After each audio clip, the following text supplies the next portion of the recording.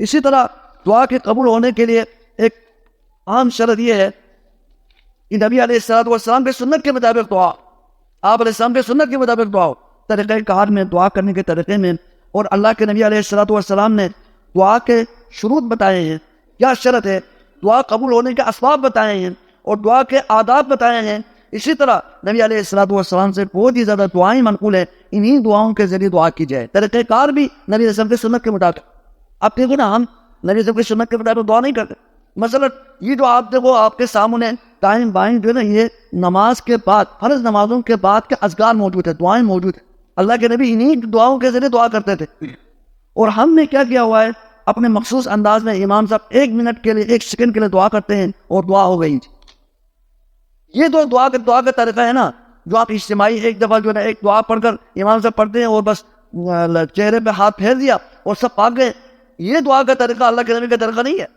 اللہ کے نبی کا طریقہ ہے اللہم انت السلام ومنک السلام تبارکت یا ذا الجلال والاکرام رب اعنی علی ذکرک و شکرک و حسن. اس دعا کو پڑھو نا، کتنی عظیم دعائیں اور ان کے اندر کتنے معانی.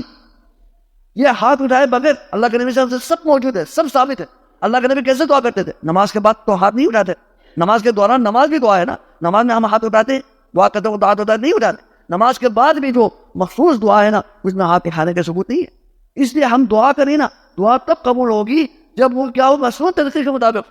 اور اللہ کے نبی سے ثابت ہے کہ آپ علیہ الصلوۃ والسلام اگر کوئی خاص حالت پیدا ہوتی، مثلا دشمنوں کا جو ہے نا یلغار ہو، دشمنوں کے ساتھ مقابلہ ہو، جس طرح آج کل فلسطین میں جو مسئلہ چل رہا ہے، مسلمان جو ہے وہ پریشانی کا اندر ہے اور ان کے اوپر دشمن حملہ کر رہے ہیں، اس طرح کے حالات کے اندر آپ علیہ الصلوۃ والسلام قنوت نازلہ پڑھتے تھے.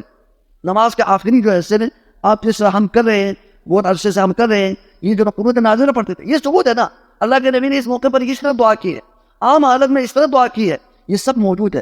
اس لیے ہم جو دعا کریں نا، ہم اپنے رسم و رواج کی دعا نہ کریں، بلکہ ہم سنت کے مطابق دعا کریں. جتنے سنت کے مطابق دعا ہوگی اتنی دعا جو ہے نا قبول ہوگی. جتنے سنت سے ہٹ کر دعائیں ہوگی وہ دعائیں قبول نہیں ہوگی. اس لیے ہمیں کچھ تحقیق کرنی ہوگی کہ ہم جو ہے نا صحیح کتاب و سنت کے مطابق دعاؤں کو یاد کریں اور دعاؤں کا طریقہ ہم سیکھنے کی کوشش کریں.